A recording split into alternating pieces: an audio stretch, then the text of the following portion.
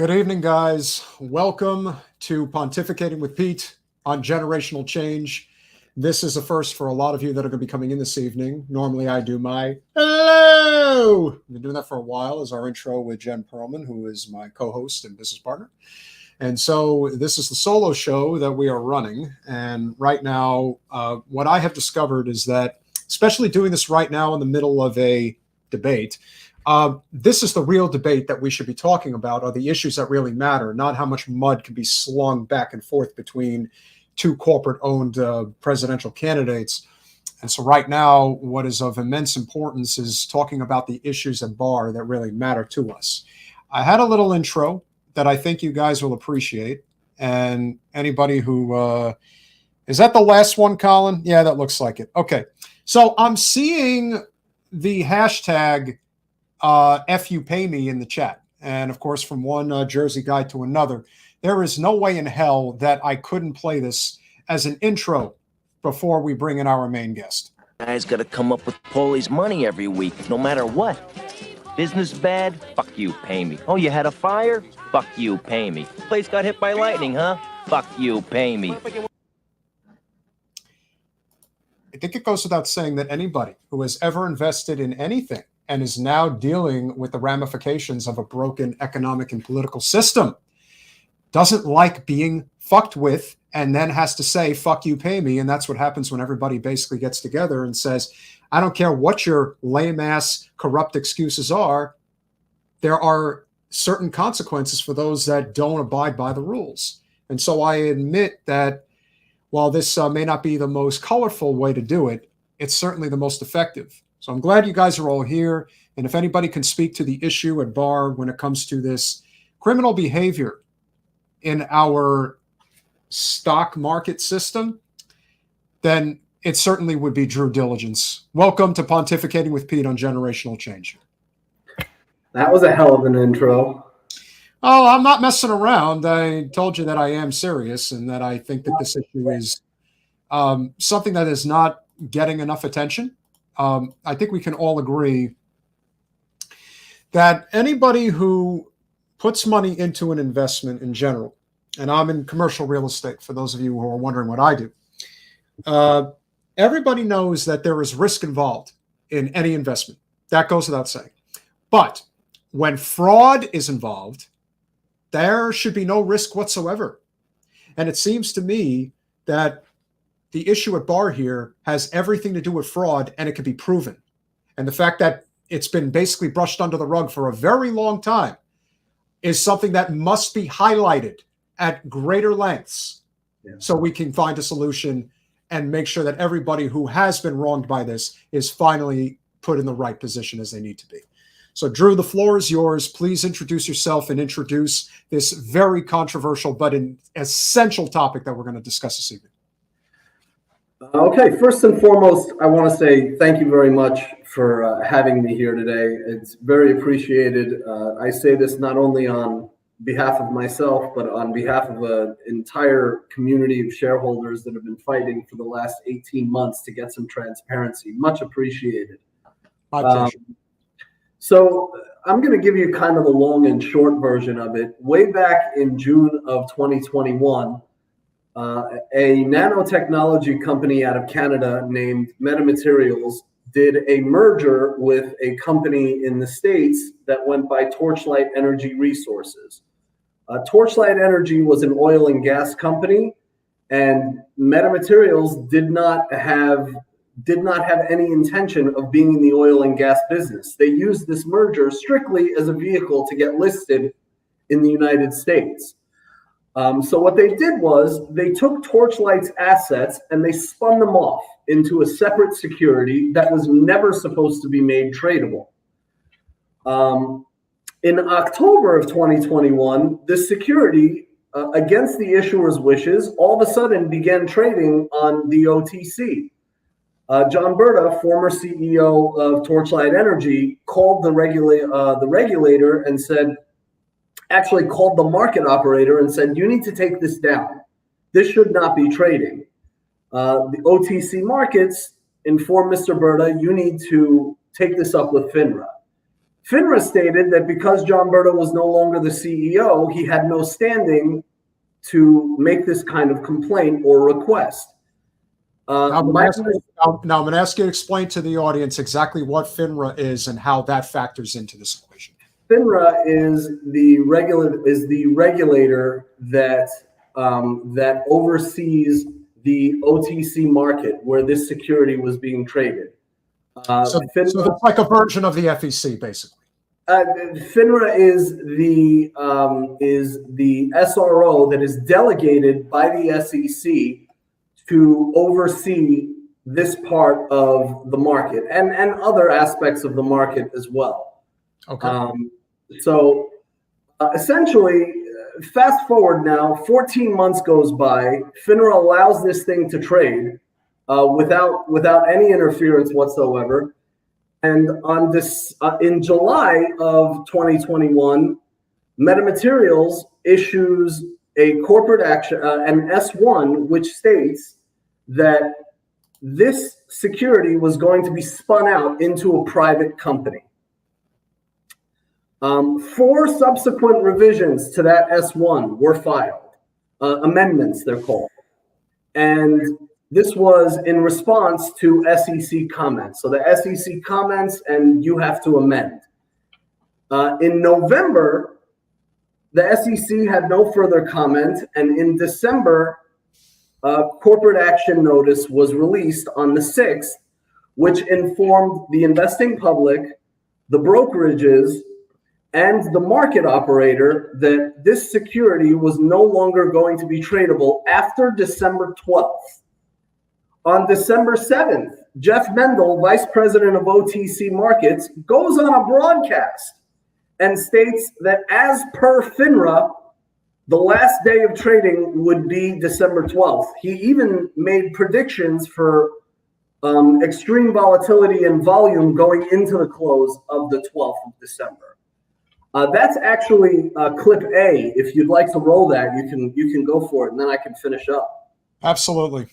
All right, Colin, it's the last one at the bottom. Right. And all kinds of liquidity as well, and all kinds of opportunity as a result. That leads us to, I checked the market cap on Metamaterials. I was actually surprised. It's 700 million as of the close yesterday, I guess. So let's talk about this headline from, I guess this was aftermarket yesterday when this came out.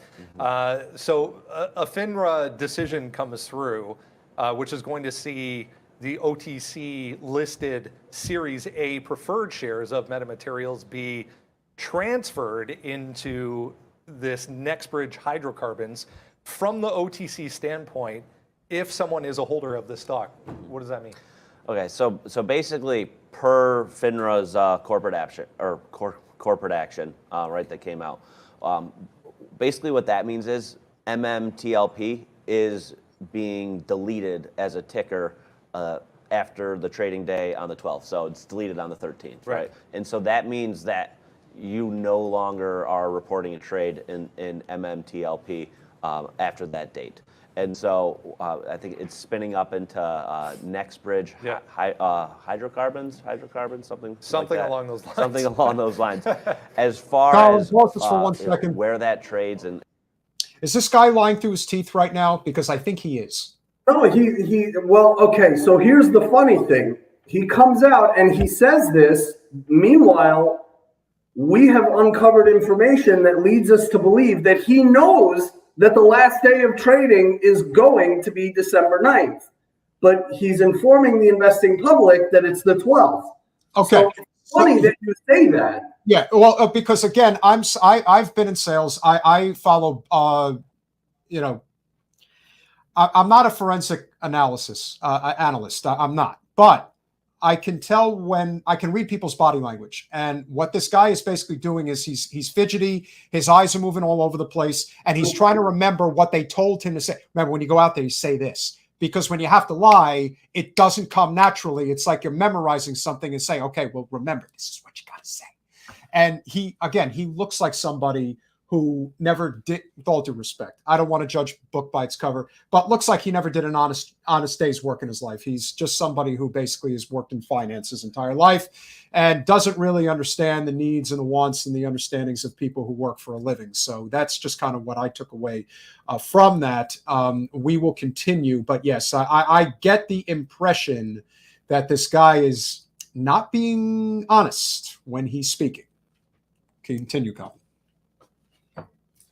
And how that trades, I'm not 100% sure right now. But what I can say, though, is MMTLP, as of the end of trading on the 12th, will no longer be on the OTC markets. And that's the most important point to come across here. If you are holding these shares on the OTC markets, guys, again, end of trading on the 12th.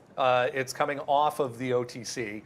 There's also a deadline that I saw in this press release of the 12th as well. So any shareholders on record as of the 12th will be involved in this NextBridge hydrocarbons transaction. So the 12th, obviously, the most important date that we need to recognize, which I just checked is a Monday of all things. Yes, and so let's take a step back here. So this has been kind of coming in, for the past month or two, right?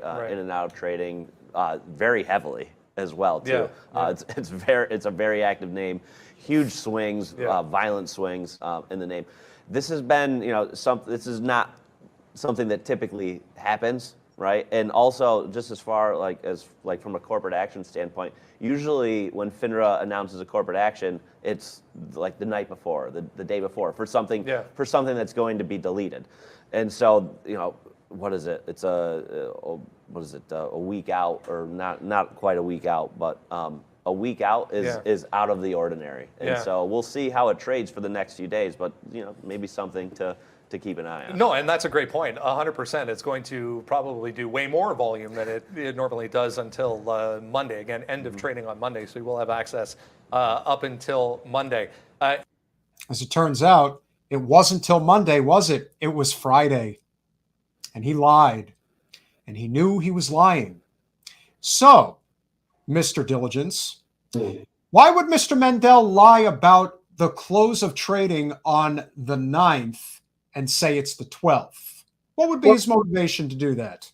I can't say for sure if he was lying or he wasn't lying. However, what I can tell you is the day after this interview, FINRA released another corporate action which basically stated the same thing, but curiously, they changed the phrase, they changed the word canceled to deleted. What's interesting about that is on that broadcast, Mr. Mendel uses the word deleted.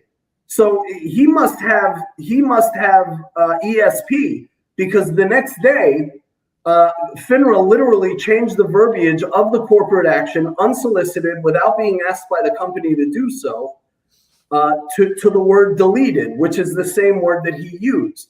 Then, so that was December 8th. In the meantime, between December 6th, 7th, and 8th, we've got communications from every single major U.S. broker-dealer that stated that as per FINRA, we would have until the close of Monday, December 12th to close our positions, only for us to wake up on the 9th and discover that we were halted.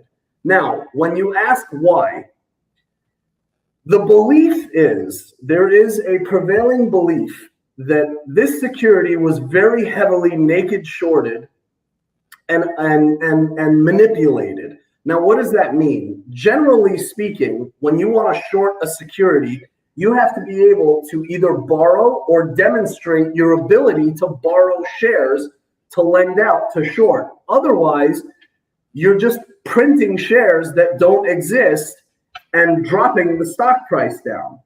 It is believed that this security was very heavily naked shorted. And every broker that told us that we would be able to close on the 9th and 12th also told us that all short positions would be forced closed. And lo and behold, when it's time to reconcile, meaning balance the shorts and the longs, they hit the halt button. So when you ask why they did it, the belief is that there were bad actors on Wall Street that were being protected by the regulatory establishment. I want you to get into, I mean, obviously we're going to discuss where the money went. I'm sure it's probably held in few people's hands, as is always the case. It's always the scam. It ends up enriching only a few people, while the overwhelming majority of people that invested in a particular deal, it's like a land deal, if you will, end up with nothing. This scam is as old as time, but as Jack Smitty points out, all this can be resolved by answering one question: what is the share count?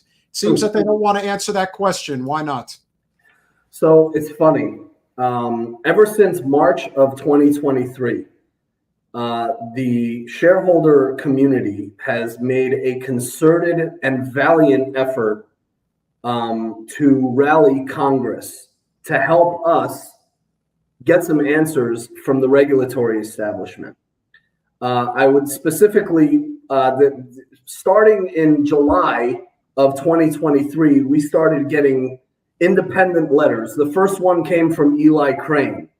And then, we had a bunch of independent letters, and then 15 members of the House Committee on Financial Services put out a letter to the SEC and FINRA. And most recently, in an effort championed by Representative Ralph Norman, 74 congressional representatives signed a letter inquiring about this situation. And amongst those inquiries was a request for basically a broker by broker share audit. Go into each brokerage, tell us how many shares they were given of the company and how many shares they were obligated to deliver. If there's an imbalance, there's a problem. In FINRA's voluminous response, they conveniently left the share count out of it. And their excuse is that as the regulator, they can't perform such a share audit. That doesn't make any sense. Doesn't make any sense. And obviously the audit, as far as I can tell, should be required by the SEC because of the fact that you have the vice president of the company on national television saying, that's of the market. That's of the market where it traded. Yeah, of the market saying close of business is on the 12th, not the 9th. Okay, well, we've seen these underhanded tactics many times, and part of the reason they obviously close it on the 9th is because everything's closed on the weekend, so they're literally making their way out of there with a couple of extra days ahead of time to get ahead of the story. And so now the story, they want this story to go away. Now, the question I have, if there's any knowledge that you may have of this, who made off like bandits with this money? Because clearly whoever made off with this is doing everything in their capacity to ensure that Capitol Hill does not touch this, that they do not go anywhere near this, because there are some very probably powerful people that made a lot of money on this, and they're just basically bribing whoever they need to pretend like it didn't happen. Am I wrong in what I'm saying? And is there anything you could add to that? Well, okay, so I don't get in the habit of making sweeping statements like that. But what I can tell you is this: generally speaking, when a company goes public and makes their shares tradable, the company ends up raising capital from that trading. But in this situation, that's not what happened, because the company never intended for this security to become tradable. And like I said, at the culmination of the trading, the shares were spun off into a private company. So right now, when I open my account, what I see there is an IOU from my broker. My broker owes me a share of what is now NextBridge Hydrocarbons. NextBridge Hydrocarbons did not profit at all from this security being traded. So when you ask who made away with the money, the only people that can truly answer that are the broker dealers, the market makers, and the clearinghouses involved. Because the company didn't make $1 from this security being listed to sell. Not one. That doesn't sound honest. That's what I'm taking away from this. And I think that the bigger story here, of course, is what happened to the investors, how they were wronged. When you do fraudulent share counts on a given stock that apparently wasn't even supposed to be publicly traded to begin with, I mean, that's a really big red flag. But then again, the general public normally doesn't know about that until after a crime is committed. And so in this case, what we have here is a lot of disgruntled investors who may have put a considerable amount of money into this investment, believing that it was safe. And as was demonstrated by a number of commenters in the comments section, that this has cost them livelihoods, literally marriages, depression, all different things that have come as a result of it. And so what are we looking at here? What type of financial losses are we talking about for the average person and perhaps total? I can tell you this. I just want to talk about military veterans for a second, because I think this is a topic that's very near and dear to you and to Jen. Oh, yes. We have a shareholder community on X that comprises of about 2,500 people. Out of that amount, we've discovered over 120 military veterans, over 140 now, military veterans with over $14 million of their money frozen in this transaction. Now, that's from a sample size of 2,000 out of what is believed to be 65,000 to 80,000 shareholders. So if you take that line and extrapolate it outwards, you're talking about hundreds of millions of dollars, strictly military veterans, strictly from military veterans. It goes into the billions and most probably the tens of billions when you want to do a complete total. And as you alluded to before, this has led to depression, divorce, destruction, and in some cases, death. People have taken their own lives over this. Some people that were terminally ill spent the last days of their lives fighting this very issue. Because at the end of the day, what do they do it for? We do it because we want to provide the best kind of life possible for those that we love. And they spent their last days fighting this. One of the biggest problems that we see today, in lieu of the direction that our economy, our political and economic system has gone over the past several years, because inflation is out of control, cost of living is out of control, interest rates are out of control. We have, for those of you who are not familiar with the concept of modern monetary theory, it's not this idea that we can just spend money into, nonstop and nothing will happen. But basically what ends up happening is it's like a clogged drain. And the only people who are getting their hands on the money are the people at the very top. We always have money for foreign conflicts and things like that. But when it comes to the basics, healthcare, property taxes, you name it, the system is completely out of control. And the reason I'm bringing this up is that people now feel the need to take bigger risks financially because they're trying to stay ahead of the curve so they don't sink into poverty. So it's understandable that people are looking around just thinking, this kind of looks like a safe investment. Everyone's telling me this thing makes sense. To saying it, these are good people. The military veterans are all invested in this. How wrong could it be? I don't think this is a case of people not doing their homework to make sure that they weren't going to get scammed. I think this thing was probably presented in a very careful way that people were looking at and saying, well, I normally wouldn't part with this kind of money, but I am here because I feel that every box is checked in terms of what I need to do to make sure that it's safe. And they probably did. And I'm sure that they did a great job of presenting themselves in that capacity. Yeah, so it's interesting. The company, in my opinion here, the company and the company leadership have done everything that they possibly could to gain this transparency that we're looking for. When you talk about what this asset is, what you're talking about is 134,000 contiguous acres in the Oro Grande Basin in Texas. Rich Masterson is a foremost respected geologist in the field, and Rich Masterson theorized that this property could contain 3.2 billion barrels of oil equivalent and up to 5.8 trillion cubic feet of natural gas. If that's true, then this is the largest onshore oil discovery in the last 30 years. So, when it came time for me to research this investment and do my homework, I saw that report. I looked up who Rich Masterson was, and for me, it was a no-brainer. It was a no-brainer. So, of course, plenty of people did their homework. We thought the investment was safe, and we were all ready in that last 2 days to make a decision. That's really the bottom line. The bottom line is, in that last 2 days, we had the opportunity to make a decision. That decision is between the supply and demand value of the shares versus what we believe that the underlying value of that oil asset is. And they took that opportunity away from us. And like I said, there's a lot of technical nuance that we could go into.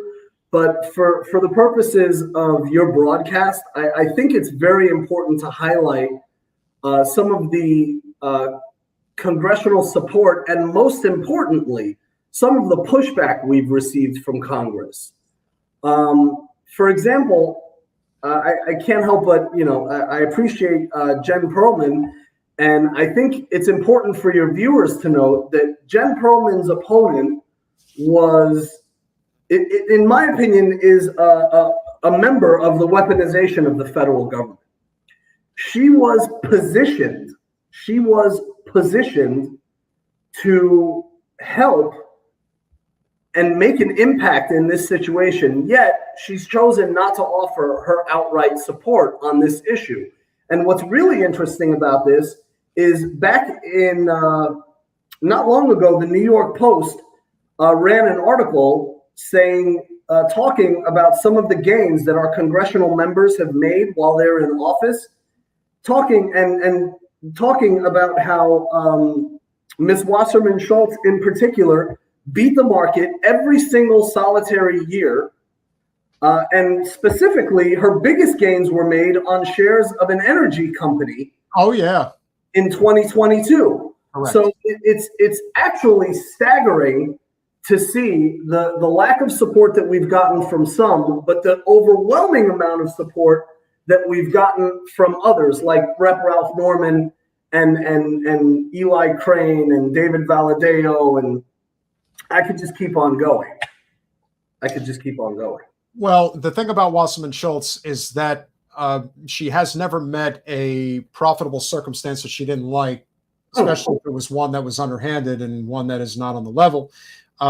We learned from Unusual Whales. If you guys are not familiar with that group, make sure you're following them on X. They are really good. They track down all of this data in terms of how these guys trade, which is pretty unsightly to say the least. Wasserman Schultz has violated the Stock Act, I think 5 times. It's a federal crime, but she's not going to get prosecuted for it. And the reason being is because, unfortunately, this overwhelming majority of the people that are on Capitol Hill basically believe in this, you scratch my back, I'll scratch yours. If there isn't this accountability, because everyone knows that, for the most part, everyone is participating in insider trading. And if they're getting this insider tip, especially on something like, MMTLP, that is a very big problem. So my question to you is, who actually is fighting on your behalf? You mentioned that there are 74 federal legislators that are interested in trying to help you. I'd like to think and guess that Thomas Massie is one of them. I'd like to know if there are some others that people should know about that might be of note, that they might recognize are also on board. And then, of course, I'm sure the usual cast of characters that one would expect to hear about are not on board with it, whether it's Mike Johnson, whether it's Nancy Pelosi, Hakeem Jeffries. I'm sure they all pretend like this isn't happening and they just want it to go away. So why isn't this going to go away this time? Why are you guys prepared to take this as far as it needs to be taken?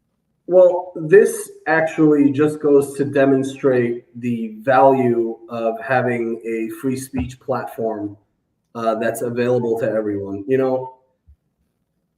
I've never seen, and I would be hard pressed to name a movement that has grown from X the way the MMTLP community has.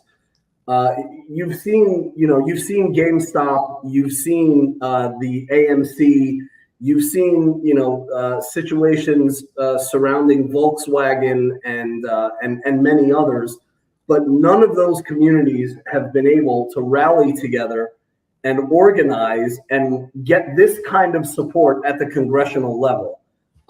As a matter of fact, I challenge you to find any cause, anything out there at all, that has a grassroots movement of people behind it that has achieved the awareness that we have as it relates to the halls of Congress. So when you ask that question, why isn't this going to go away? These people are not going to just be swept under the rug. These people have laughed together, cried together, come to know each other, and come to love each other in a way that fills them with a fire and a strength to fight, not only for their own families, but for each other. And that's why you need each other, because strength in numbers is a real thing. If you show up to Capitol Hill with 4 people, that doesn't do much. If you show up to Capitol Hill with 400 people, then they can't ignore you no matter how hard they try. And thousands of phone calls were made. Over 52,000 emails sent via freemarketsnow.org, which is a community, basically a community-based effort that came from Henry down in Florida. And countless others, countless other efforts that have, banded us together. And yeah, like you said, strength in numbers. That's why we're not going away. This is a little too technical for even my understanding. I am not a trader, but T. James wants you to answer this very important question about the company under the SEC-approved S1 and 424B prospectus set the end of day on the 14th for the cancellation of the Series A pref shares and not on the 13th for FINRA's delete. Yep. So put that in terms if you can. Yeah. So basically, the 424B is what the company issues, which basically is basically the law of the land, how this thing is supposed to be closed out. And what ended up happening was FINRA changed the dates, which is something FINRA actually changed the entire nature of the corporate action, which they are barred from doing. But they changed the language and they changed the dates. The changing of those dates created a settlement issue. And that settlement issue is the excuse that FINRA used to halt the trading. And that's what they've continued to hang their hat on, was we had to halt the trading because there was a settlement issue. Stocks take 2 days to settle. I buy something, it takes 2 days for it to be fully delivered and settle in my account. FINRA changing the date from the 14th to the 13th is what created the settlement issue. And subsequently, it's really interesting. Subsequently, FINRA has made a couple of statements, and in one of those statements, they stated that no market participants were aware of this halt ahead of time. But then you go and you look at who it's the UPC. It's a committee that basically determines when a stock is halted. You look at who serves on those committees, and it's representatives from brokerages and market makers. So how can you say that they did not know? And the rule is 6490. It says 4690. 6490 is the rule that FINRA is not allowed to change the language of a corporate action notice. They not only changed the language of the corporate action notice, they changed the instructions that the company had given them, but then on the 8th, they released another corporate action notice unsolicited from the company. And again, they told the company, do not interpret, do not opine. That's what they said. The problem that we have is one of the again, I participate in the free market. I believe in it. I do not believe in our current system. I think our current system is broken beyond repair and has to be replaced. But the one thing that I really appreciated about Bernie Sanders back in 2016 in particular was that he was willing to say that the business model of Wall Street is fraud. And the idea that he said that and people were so aghast by it that how could he say such a thing? Because it's the truth. It is. Like, you just don't know. And when people have the ability to do pump and dump schemes, I mean, yeah, you can watch The Wolf of Wall Street and it's a dramatization of the realities of what those types of industries are all about. But there's also a lot of truth involved in terms of how people get rich at the expense of others who end up, in many cases, getting financially devastated or going broke. And this is one of those circumstances where there was this extremely underhanded maneuvering that took place to screw the general public. And the fact that this is being ignored across the board, that there is this code of silence in the halls of Congress to basically just, we're not talking about this. I cannot for the life of me understand how more and more people are going to band together.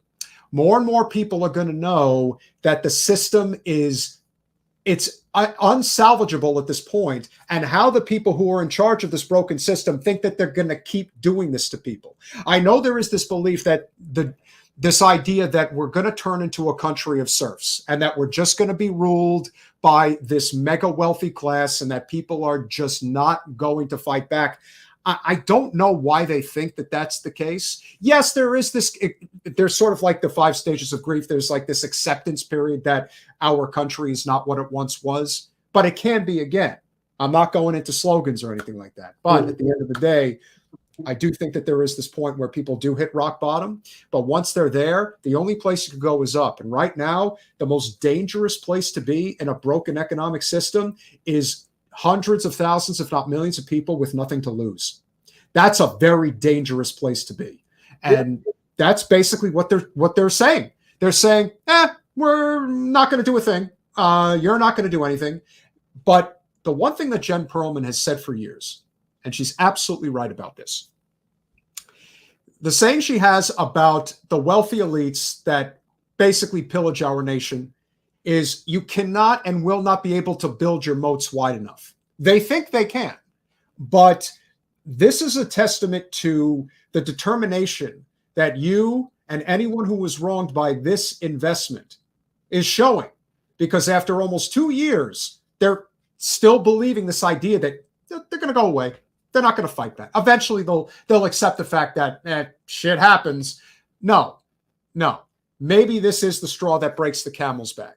We needed a complete revamp of our economic system when Bernie Madoff's circumstance happened. It didn't happen, and basically went back to business as usual. There are a lot of people who feel that the system is teetering within a decade after the crisis that occurred back in 2008 and didn't end until about 2012. And so now we're kind of like looking around thinking, all right, well, what's next? So what is next, Mr. Diligence? What is the next play? So, okay. The truth of the matter is, there is no way that they woke up and decided they were going to just do this to one security. If you have $1 in the United States stock market, a 401k, an IRA, a 528 savings plan for your children's college fund, this situation affects you. But I can tell you why this situation is different. When they hit that halt button, what they did was they froze the MMTLP situation in time. It's quite literally like cryogenically freezing the entire crime scene. So for those that are in AMC, for those that are in GME, for those that are in any security or have ever been in a situation where they felt like they invested in something that was being manipulated, the MMTLP situation can literally blow the lid off of all of this market abuse because we are frozen in time. It goes back to that share count. If a share audit is performed and there is an imbalance, that would justify the next move. The next move would be requesting the totality of the trading data. That's called the blue sheets, the electronic blue sheets. It contains all of the firm's trading data, who traded what and when. Now, when you analyze that, you can identify who the bad actors are, what they did wrong, and most importantly, from a congressional perspective, what kind of legislation needs to be passed to make sure that this never happens again. But it truly all starts with that share audit. Who is the, I guess this would be the head of the finance committee. Is that who is the person that you got? Who is the person that needs to make this a priority? So we've been making a push for Patrick McHenry's help. He hasn't been as receptive as I would like, but Rep. Ralph Norman has been making strides with James Comer, who's on the Oversight Committee, and the Oversight Committee has indicated that they too also have jurisdiction over this issue.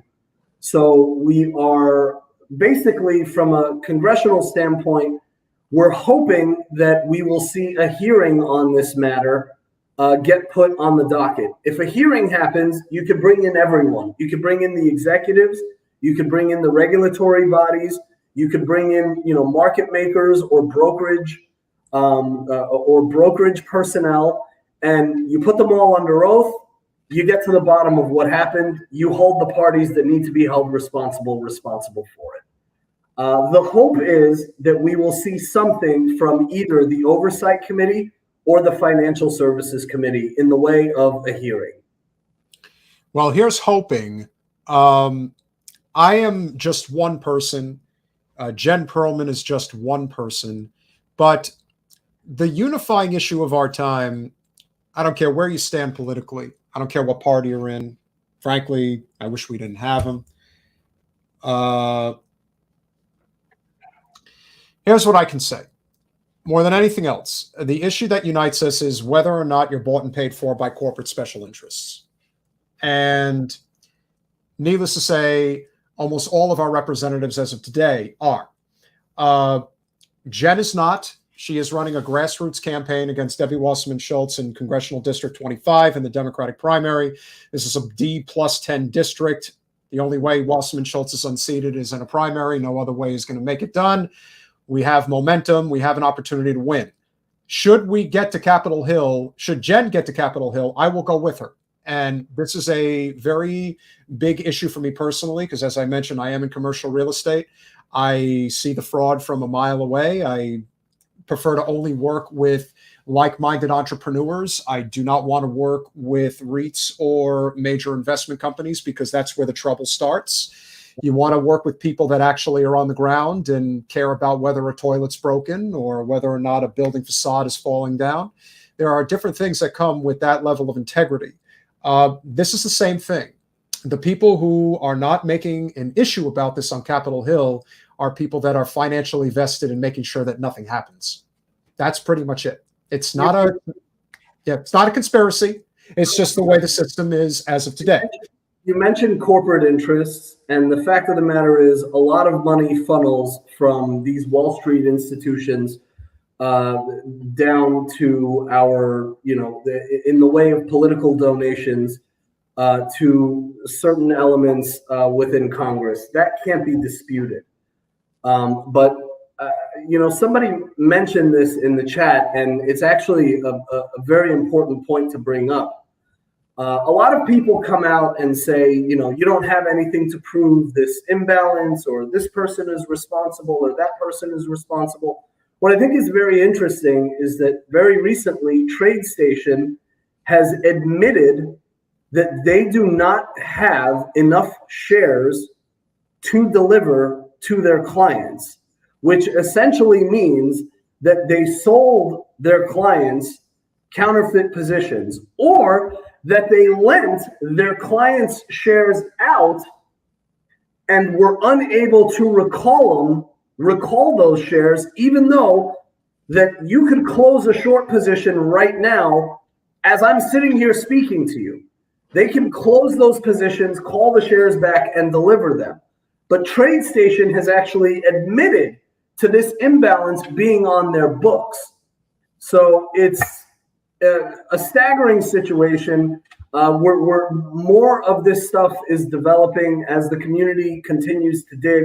We continue to find all kinds of ties and indications of corruption, both at the institutional level and, sadly, in some cases, with respect to certain elements that serve our government.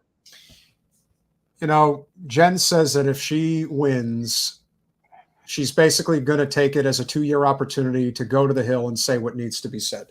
And if that means that the powers that be are going to come after her with everything she's got, so be it.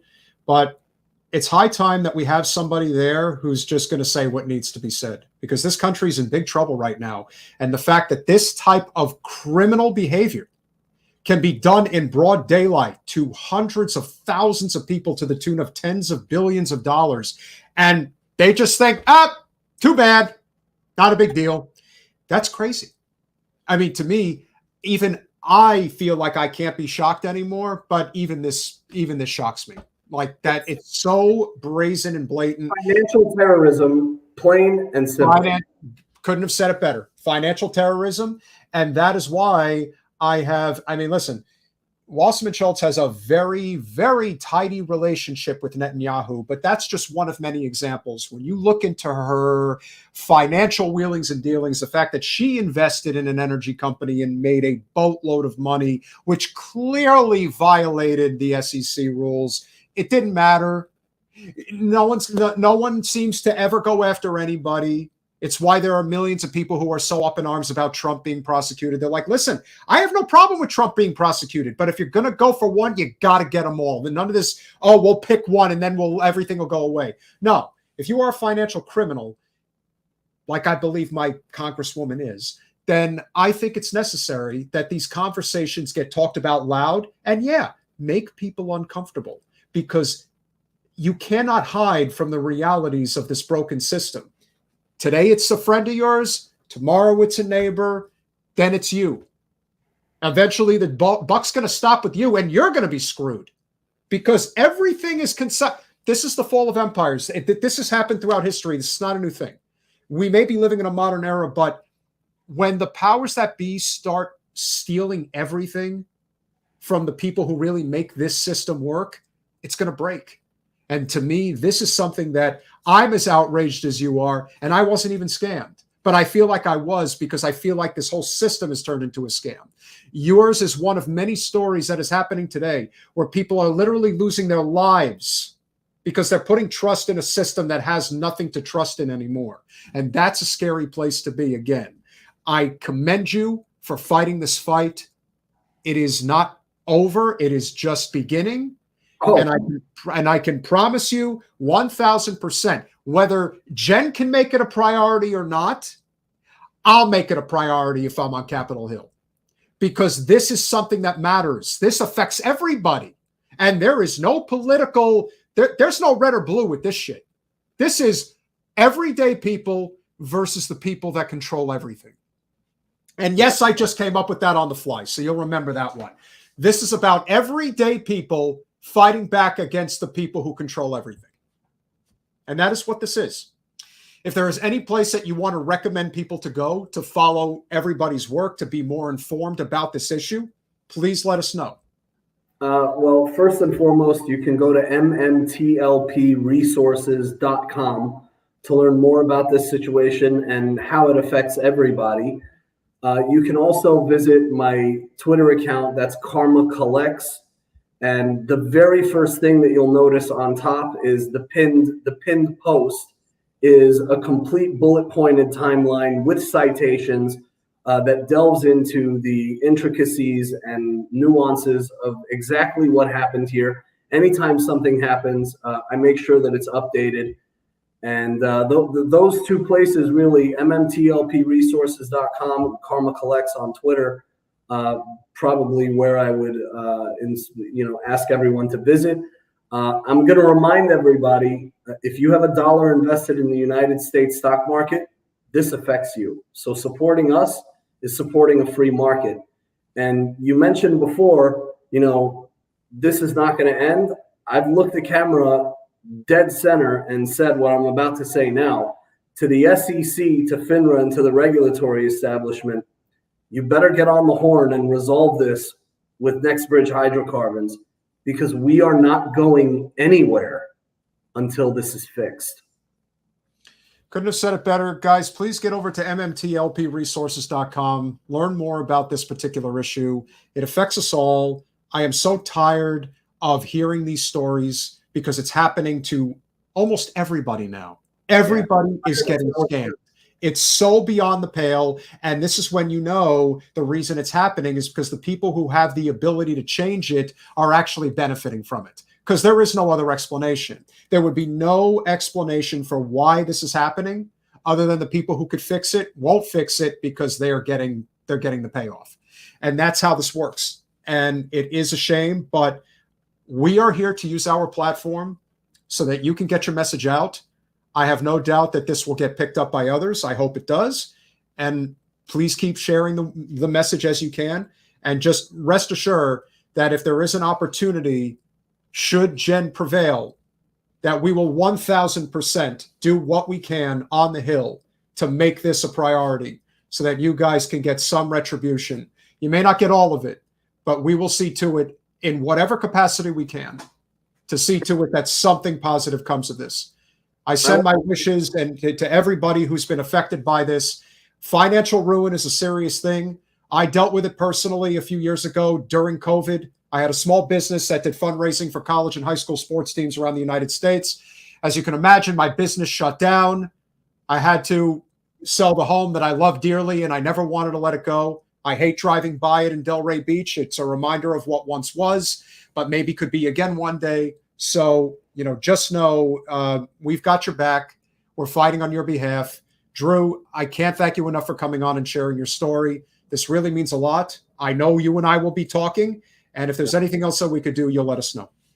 Pete, I want to say thank you very, very much to you for having, I want to say us on, because I always bring the community with me everywhere I go. And whenever I do an appearance like this, and I want to thank everybody in the MMTLP community. And I want to remind everybody that we should support those that support us. So please look into Jen Perelman. And if you're able to help with her campaign, please do visit her website and help her out, because these are the type of people that we need supporting us at the congressional level. Pete, thank you again so very much for having me. Drew. Guys, this is the website, gen2024.org. And listen, you're getting a twofer here. You're not just getting a really awesome candidate who is not bought by corporate special interests at all. This is a 100% grassroots funded campaign. And yes, we've raised hundreds of thousands of dollars already. So we're on our way. This is a competitive race. Jen can absolutely win. She ran in 20, got almost 30% of the vote. The district lines are much more favorable now. More money, more name ID. And my God, if Wasserman Schultz is not one of the worst representatives in our country, I don't know who is. So talk about replacing one of the worst with what could end up being one of the best. All the best to you, my friend. I know we'll be talking again soon. Keep fighting the good fight, and we will definitely be in touch. Thank you, Pete. God bless. Have a good night. Same to you, brother. All right, bud. This is tragic, and it's painful. And these are the types of stories that really get to me, because no one did anything wrong. These were innocent people that were just trying to plan ahead for their future. I'm doing it right now. I have a considerable amount of money invested in commercial real estate as we speak. Now, luckily, I'm with a team that I feel pretty confident with. I feel that we're on the same page and we're looking out for each other, but you never know what can happen one day. Something bad can go wrong. Now, granted, our investment is on a much smaller scale. It's just a multifamily investment property. It's a decent size. But at the same time, this is one of the reasons why hard assets are making a major comeback, like real estate, like gold, because at least people can touch it. The thing about investing in a company that, yes, is oil and gas, you're still having it facilitated through a system that you really don't know exactly what they're doing. You don't know who you can trust. You don't know exactly what they're up to. 1 minute, things are going perfectly fine. The next minute, oh, yeah, your money, yeah, it's gone now. They did a great parody of that on South Park back when the first financial crisis happened back in 08, 09, where they just basically said, oh, yeah, money's up in the air. Oh, it's gone. And they just expect you to take it. They just expect you to accept that, hey, you got screwed. We got rich, but we're not going to talk about that. We are going to talk about it. Do I think that there is danger in talking about this with certain people? Yeah, there is. But either you're willing to, you're either gonna die on your feet or live on your knees.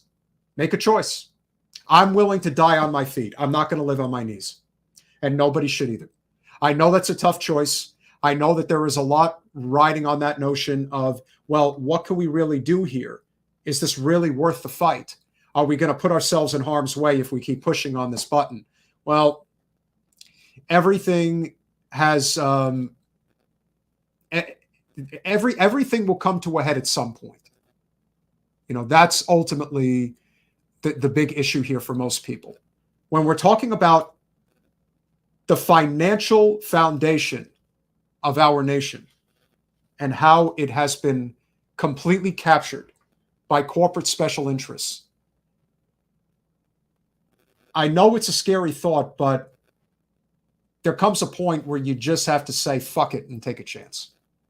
That's kind of how you're looking at it. And I am not going to stand idly by while I see good people, have their lives ruined, because that's what's happening. And when someone asks me, well, how do you stay involved in politics? And the answer is simple: because I care. I can't look away. I don't know how to look away. It's not in my DNA. I don't know how to do it. I believe in a mission. Jen shares that mission. I believe that we have to fight this fight because somebody's got to do it. Somebody's got it. You got to try. You can't not try. I mean, apathy is a big thing, and we're hearing that a lot. There's a lot of people who have simply given up on the system. And I don't blame them for giving up. I don't, because it's hard work. I was just out canvassing for 3 hours in the South Florida heat because I want Jen to win, because I also want Wasserman Schultz out of power, because she is one of our worst representatives in the country. We need something better than this, and we're not getting it right now. So we've got a lot of work ahead of us as far as that's concerned. But there is also a lot of other topics to cover. Colin, I think you texted me the specifics for these clips, so now I got to look at them because I don't know what any of this is. Yeah, I could. Well, those first couple are the ones you sent me. Yeah. Yes. Okay, so this is important for those of you guys who want to at least get an idea of what Jen is all about. I believe that this is a clip that was responded to by, if you guys don't know who Brianna Wu is, clearly you don't really want to know. It's just another person who's paid off by, in this case, it appears to be AIPAC, but here's what happened the other day. This is a rogue state, and at this point, to me, the only way this is ever going to end is with like a United Nations type of force going in on the ground and basically taking over and essentially creating, I don't know, some sort of intermediary situation. But these people cannot be in control of their own state anymore. They just cannot be. This to me is like Nazi Germany at this point. All right, so that's the clip of a commentary that Jen put on based on what's been going on recently in Gaza and the West Bank. Any of you who saw it's funny, everyone was saying that there's no such thing as human shields, being that Israel doesn't use human shields. And then lo and behold, here comes the video with a guy literally on the grill of a tank, a Palestinian on the grill of a tank, and they're using him as a human shield. I mean, it is so bad. And so Brianna Wu, who is this, I guess she was a gamer and at one time was part of, I think, a rebellion pack. And so she basically decides to come out and say, progressives, regime change is evil. In America, we're imperialist pigs to go after Gaddafi, bin Laden, ISIS, and Assad. Well, here's the thing. Regardless of what you think of again, this is bin Laden we're talking about. This is ISIS we're talking about. And there's Bashar al-Assad we're talking about. Now, the biggest reason why Omar Gaddafi was taken out is because Libya became it became the most profitable nation in Africa. And the reason why Gaddafi was taken out is because he was trying to take Libya off of the US dollar or off the petrodollar.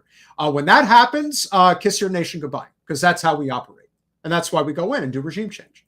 Bin Laden, no argument there. He was used as a proxy for us during the 80s when the Russians invaded Afghanistan. Then, of course, there's a lot of things that we ended up doing. And, of course, he turned into this wealthy benefactor for Islamic fundamentalism. And, of course, that in part led to 9/11. So going after him, completely understandable. ISIS, again, where does ISIS come from? ISIS is a result of these vacuums that are created when these leaders are taken out. I want to say that ISIS came as a result of Saddam Hussein being taken out. I believe so. I don't misquote me on that one. But and then finally, Bashar al-Assad. Again, I don't know enough about Assad in terms of the depth as far as what one side is saying versus another side. There are people who say that Assad gasses his own people, and then there are those who say it's total bullshit. That does not happen. And of course, the difference here is that it's Bashar al-Assad, the president of Syria, who is actually fighting ISIS. So you have to decide. Are you with ISIS or are you with Bashar al-Assad? Again, there's tyrants all over the world. It's 6 of one, half a dozen of the other. But the destabilization of the Middle East comes when you take out these tyrannical leaders, if you want to call them that. But at least there was stability. That's the biggest reason why Bush 1 did not take out Saddam Hussein back in Desert Storm in 1991. As it turns out, there's information being leaked today that apparently the Mossad was trying to assassinate Bush as a result of not going in and taking out Saddam. So now Brianna Wu continues with her, also progressives, the UN must invade and dismantle the only democracy in the Middle East. Okay, so is there anything that Jen said in her statement that indicated that the UN is invading Israel and is taking them hostage? But this is the conclusion that paid propagandists in the political arena do all the time. They don't give a flying F if it's true or not. They just care if they're getting paid. That's what matters. Am I getting paid? Do I get my money? That's what matters. There are no principles here. And again, why would somebody like Brianna Wu attack somebody like Jen Perelman, who was saying that Netanyahu's end goal for Israel is to drag the U.S. into a regional war with Hezbollah? Where's the lie? Here's why we must remain vigilant and not allow this to happen. Again, seems pretty simple. Nothing too controversial about that. And yet, this person decides that, oh, let's take it up a notch, baby. Let's mince her words, and then let's make her into public enemy number one. Well, you know, the great thing about Jen and the great thing about what we do, we don't give a fuck. We don't give a fuck about people like Brianna Wu or anybody that's going to try to smear Jen, because the truth is, if people like Brianna Wu were coming after Jen, that's a good sign. That means what she's doing is right. The smear tactics are always the same. Lacking in substance, all in bravado, for the purpose of protecting corporate special interests. And Brianna Wu is protecting the Israel lobby like her life is on the line. Jen doesn't pay attention to it, and I don't blame her, but I see it, and it's got to be called out because it's so obvious what she's doing. And this won't be the last time. Many others will come forward, and it's going to get worse. That's what's going to happen. But let it. Because the more people that are talking about Jen's race against Wasserman Schultz, the better. As far as Debbie's concerned, she would rather nobody be talking about this race. She'd rather no one know that this is going on. It's kind of like just run out the clock. That's the goal. Run out the clock. Don't let anybody know that this is happening. And so That is the thought process. Let the clock run out, and that's how I'll survive. Well, I hate to break it to you. I do not think that is going to be an issue. I think a lot of people are going to be talking about Jen's race, especially after what happened with Jamal Bowman. A lot of people are pissed off. Again, regardless of where you stand politically, I think it's safe to say that corporate special interests capturing our government is the issue of our time. There are many, many directions that this can go in. But I do feel confident that being on the right side of history on all of these things matters a lot, and it matters to a lot of people. So here's hoping that we will continue to put the message forward about what Jen is all about and how that will it will make a positive difference when it's all said and done. I do believe that. And while I know that there'll be bumps in the road, this is a big deal. Now, I think you all know how I feel about our Congresswoman. I don't have anything positive to say. But credit to friend of the show, an awesome community activist and leader, Medea Benjamin of Code Pink. Debbie Wasserman Schultz decided that she was going to speak to a bunch of students on the steps of Capitol Hill today. Well, she was met with some protesters. Here we go. You need to stop taking money from APAC. This woman is a supporter of genocide. I don't know why you would want her picture. She is awful. She is totally pro-Israel. I'm sorry, you don't need to be saying it to children.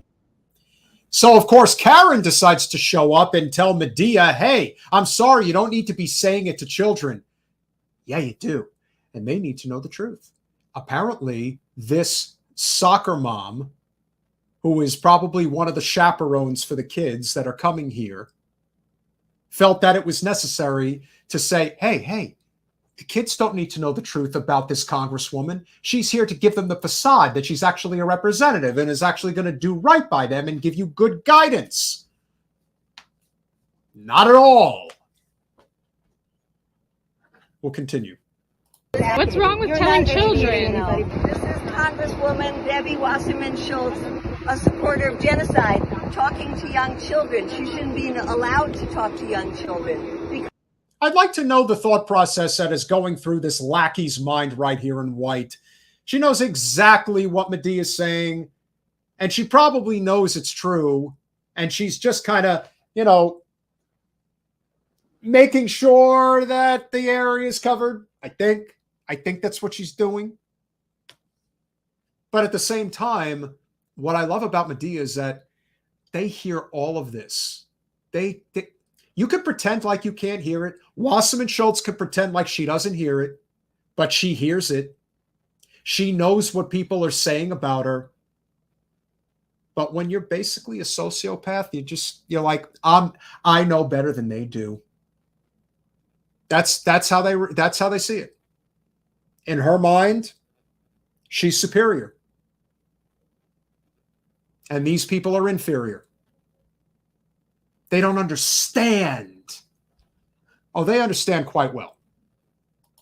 She's supporting the murder of young children in Gaza. Over 15,000 young children being killed and more every single day and being amputated with no anesthesia and now being starved. If the children came out today that 21,000 children are missing, unaccompanied for. They don't know who they belong to. They don't have record of who their guardians are. This is the situation of Gaza, and this woman takes hundreds of thousands of dollars from AIPAC. She represents PAC interests. She represents lobby groups. She does not represent democracy. Absolutely. She's one of the worst when it comes to democracy. I mean, taking money from AIPAC while they are in the middle of committing a genocide. And they have shirts that say girls in politics, which is great. And we hope that girls in politics look at what's really happening in the world and all the girls in Gaza that are being killed right now. The problem, of course, is that when you talk about the parents that are bringing their children, of all the political leaders If you want to call her one, I really wouldn't, but that's neither here nor there.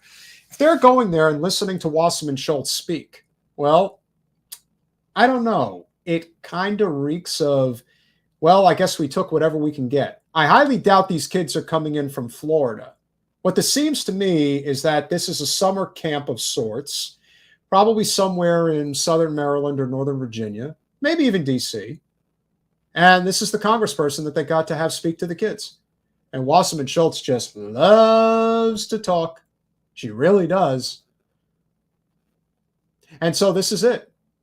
And while the parents are around there taking photographs of the kids as they listen to this woman talk, I certainly would like to know what their thought process really is when they hear what Medea is saying. Do they think Medea is lying? Do they think Medea is just making this up? That Wasserman Schultz has taken $1 million from AIPAC? Do they just want to pretend that that's not real? I don't know. I don't know how people live with themselves knowing the truth and they just pretend it's not happening. I really don't. Because of the U.S. sending 2,000-pound bombs. You know what a 2,000-pound bomb does in a residential neighborhood? It obliterates it. It kills all the children. Yes. All the children in those buildings. And that is happening every single day. Every day. And it's our money that should be going to the district. I know her district. There's plenty of poverty in her district. She wants to send $17 billion to Israel to keep the genocide going. Couldn't have said it any better, Medea. Medea has a home in South Florida, and she absolutely knows the district. And yes, there is a lot of poverty-stricken areas in Debbie's district, and they've only gotten worse since she's been in power. The wealthy areas have always done good, and she lives in one of the wealthiest. But, hey, for the average person, who cares? Again, it's all a means to an end. Israel just happens to be in the equation. But for Wasserman Schultz, it's all about the career. Enough, Congresswoman. We've had enough of you and your AIPAC support and your polluting of politics in this country. Couldn't have said it better. You're polluting of politics in this country. That is what it is. It's a pollution of politics. It will not get better. If she's there, it gets worse. But what I can tell you once again, from the experience of just being out canvassing this evening, is simply this. Even people in wealthier areas are kind of done with her. For the most part, they just don't know that the race is going on. When they know it's going on, they're much more apt to want to support somebody like Jen. That's a big deal. And some people will just vote for her as she's somebody else. If you guys want to get involved in the campaign, I highly recommend that you do, because we got a chance to win. So let's go win it. We're all down in the dumps these days. We know that the system is kind of on its last legs in a lot of ways. So your support and effort is certainly appreciated. And needless to say, I would very, very much like to see this change. It's been a long time coming. And as I said, I think Jen's really got a shot. But this is a reminder of what it's like having a congresswoman who is so disconnected from her constituents in the worst kind of way. Only shows up for token appearances, doesn't give a damn about the needs of the people who are here. And a lot of people are suffering. Cost of living is off the charts. Endless levels of not just poverty, but inflation. Housing crisis. Wasserman Schultz has taken over $100,000 in campaign contributions from the real estate investors and developers alone this election cycle. So when you have a crisis of housing in South Florida, as we do, and corporate housing just keeps on buying up homes, making it impossible for people to ever get inside a home that they can call their own, and are basically going to be serial renters forever and jacking up the rent costs forever. This is where we are. This is a really big problem. And Jen is somebody who represents the type of generational change that we desperately need right now. So get involved. So with that said, just a really quick shout out. If you guys know that Julian Assange has been freed, obviously it's at a cost. We won't get into that tonight. We'll probably talk about it on Monday. But this was a great moment.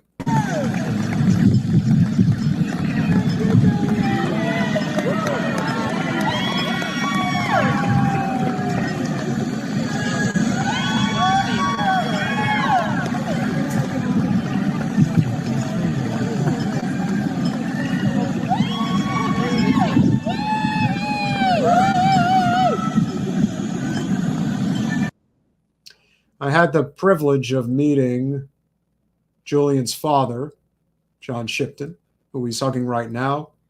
Stella has been a guest on our podcast multiple times.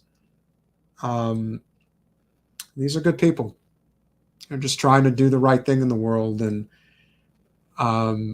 it was very heartwarming to see that they finally got some closure in this terrible ordeal. The problem, of course, is Julian had to plead guilty to a felony of espionage. He held out as long as he could, but he knew that this was the only way he was ever going to be free. Otherwise, he was going to be extradited to the U.S. And I guess all sides wanted a safe face. They felt that that was the best thing to do. Journalism is now a crime, especially journalism that goes against the empire. So a lot of people are going to be thinking long and hard about how involved they're going to want to get in the future when it comes to doing real investigative journalism, which is why most of the journalists today are just stenographers. They're not really journalists. And that's a big problem.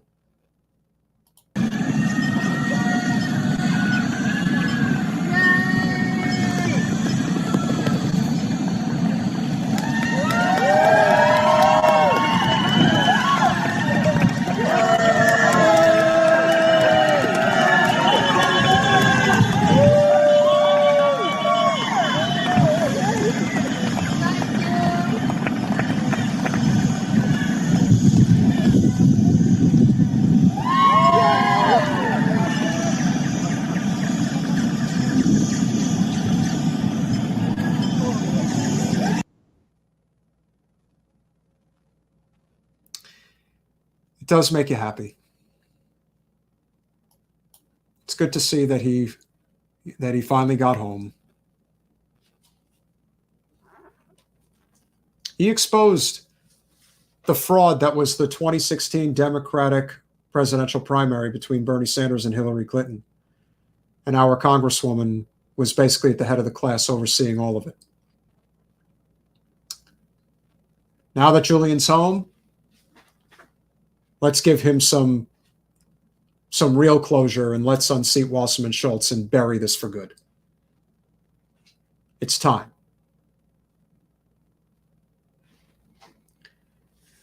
So, Colin, this is a protest that happened today in LA. This is the continued protest from the land sales. It was the continued protest of that. This was the one, if people remember from earlier this or was it last? I forget which day it was, but if you saw in the media, there's a big hullabaloo about protesters being outside of a synagogue and all this stuff. And there was a guy with a bloody face that was, they're like, oh, they beat up a Jewish protester and all that stuff. And Tina Desiree Burke happened to be on the ground, so you got to see what actually happened. The problem, of course, is that the little caveat that no one wants to talk about is that this particular synagogue is selling Palestinian land. Stole the land and now is auctioning it off. And they're using the synagogue as a shield. Yeah, Zionism is sick. And thank goodness the honest Jews are saying, the hell with this shit.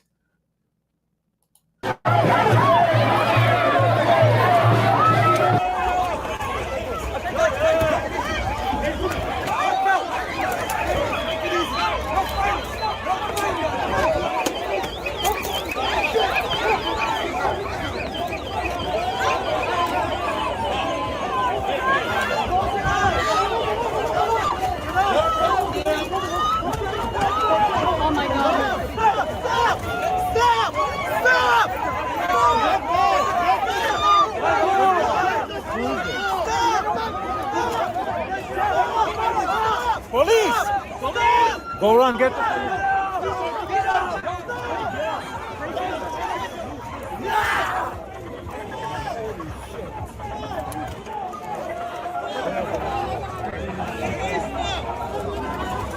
He's a Jew! Oh, you okay? Yeah. And he's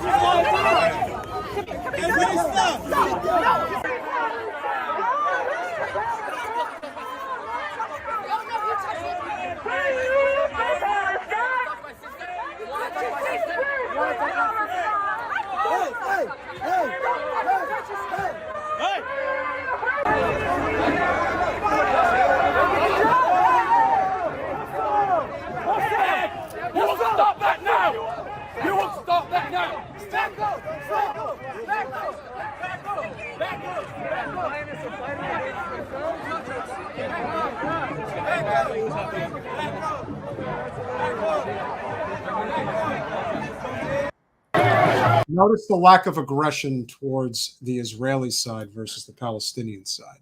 It's pretty clear. Notice that? The guy in security detail is telling the guy with the Israeli flag, please don't do much.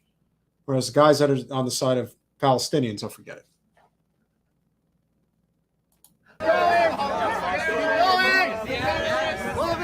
not touch me. Do not touch me. I'm going to press charges.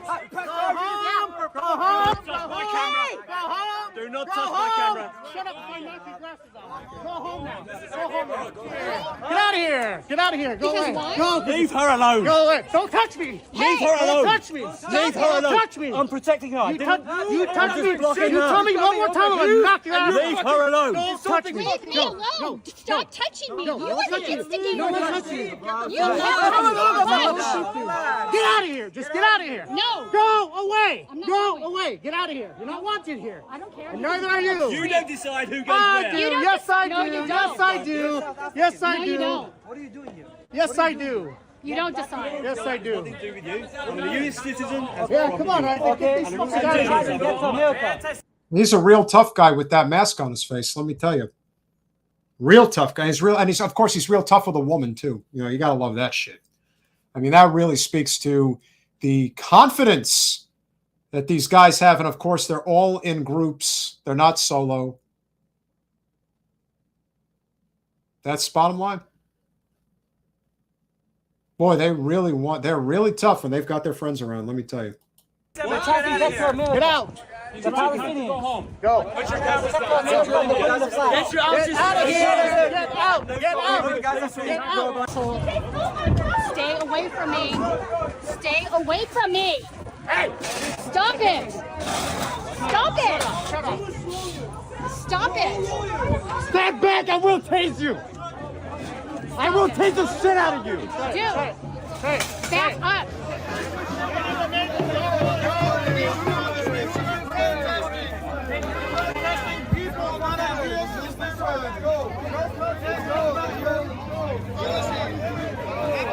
Property, bitch. This property. We have you on camera. Private property, bitch. Get the fuck out. You're in the Jewish neighborhood. This is the Jewish neighborhood, you anti-Semite. Get the fuck out. She has a phone. Be careful. It's dangerous to have a phone. Supposed to be in private property. Journalists know that they're not supposed to be in private. Which private BS property. publication are you? Don't touch me. Not a BS publication. Which one? Don't touch me. And don't Last I checked, she's walking on the sidewalk. So with them saying, oh, this is BS private, no, it's not. They just basically want to live in an insulated world where they think they can dominate from afar. That's what it is. And this is where all the anti-Semitic tropes end up finding their way into conversation. But remember, this is a very specific sect of the population. The Zionists are showing you just how devastatingly dangerous their ideology really is. Because it is. And we would be amiss to not address, I don't want to call them names, but, Mr. Fetterman himself decided to meet in Jerusalem with Bibi. We've been through dire times in these months of anguished war. And during that time, I can say that Israel has had no better friend than Senator John Fetterman. Senator, welcome to Israel. I want to thank you for your courageous statements that show moral clarity and moral courage. And you just say it the way it is. And we appreciate this friendship at all times, but especially at these times. So welcome, friend. Welcome. I mean, the idiocy and stupidity that can be crammed into one photograph is like, oh yeah, this is our spokesperson. The 6'8" guy with a huge hoodie on his head. Yeah, that's, look, our politics have become a joke, so it's really not a surprise that it's turned into this. Well, we stand with Israel through this, and I'm so sorry for what's been done to this nation, but I'm just an honor to be here today. Thank you. All right. And I look forward to visiting you in Washington. Thank you. Thank you. Hey, what are you going to do? You going to be his bodyguard, Mr. Fetterman? I bet you would. That's going to prolong your career, at least in your mind. Yeah, this is like a, what's this remind me of? This reminds me of, what's that? Call Me Al. This reminds me of Paul Simon's Call Me Al with Chevy Chase. So this is Paul Simon on the right, and this is Chevy Chase on the left. If you don't get it, you got to go watch the music video. But this is so, and honestly, what in the frick is that tattoo on his arm? Like, what is that? It looks like a monolith bar of some kind. Bottom line, our system is in deep doo-doo. And it is only getting worse. But this is kind of how empires fall apart. Double K, love you, but I know you love Colin more, which is acceptable because he is our MVP. And we understand. Always appreciate your support. If any of you guys want to chip in, I always recommend that you chip in to the other place right now. But we always want to thank those of you who have contributed. It really does make a difference. Now, even though we did this on a night tonight where a lot of people are glued to the TV with the debate, I personally had really no interest in seeing it. So it's good to see that it ended up happening on a night like tonight. But that said, always grateful and appreciative for each and every one of you that are here. Sable, Self-Care Maven, Henrika Jawa, Yes But No, Frank J, Jeff C, Jack Smitty, Samantha Naughton, Juan Ramirez, Royfs, Arjun Vaktulje, I think I got that right. Green Mountain, username not found. It sucks when that happens. Dev Tandon, 22GTKO, JK Plass, Sean Kraft, T. James, lots of great questions. Brand Shaw, Christina Williams, Sakura Dreams, 8. Sean O. Always appreciate when I see messages like that.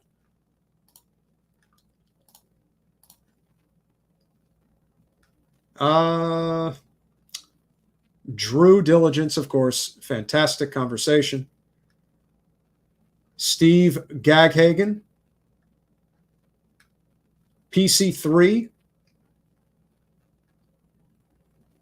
Let's see. Totally Not Me. Nitro Boba Official. Daniel Eggers, or Eagers. Yeah, one way or the other. Yogi 2102. Laker J. I don't like the Lakers, but I appreciate you being here. Double K, of course. And who else? Who else we got? We had a lively chat this evening. A lot of you guys came in. Schulte, good to see you. Jared Fowler, thank you for your support. Fishing on credit. That's dangerous, but thank you for coming. Oscar Hernandez, Ali Abdul Hakim, Philip Blair, to all the FU Pamies, Paul C., Arif Hassan, Sean Colbert, or is it Colbert? It may be Colbert. You want to be sure. Oladipo Olanteo, Jason Smalley, Insenyi. Thank you guys all for coming this evening. I really appreciate it. It really means a lot. Thank you for showing up. Oh, and Jen showed up. Jen is here. Chris Garrett. I know you guys probably. I'm hoping that the debate is over. Lord knows the two of them talking for more than an hour is probably way too long. And again, you guys can come over and support us on Patreon, but I always recommend that you take a look at this other website. I think it's a little bit more important right now, so you guys know what to do. I don't have to explain it. You're all very you're all appreciated here very much. You guys all do a great job supporting this channel. Very appreciative. Remember, this story this evening about MMTLP is very important. It is just a reflection of how broken our political and economic system really is. To Drew Diligence and all of the MMTLP community, sending our very best. Like I said, if Jen gets to Capitol Hill, you can count on us to fight for this issue, because this is something that affects us all. When one person's getting scammed by the system, we're all going to get scammed eventually if we pretend like it isn't happening. Smash that like button, share, subscribe, do all those things that we ask you to do. And Ray J with the closeout statement of the night. Well, then I guess you all should have been here watching Pontificating with Pete on Generational Change. We'll see you Monday.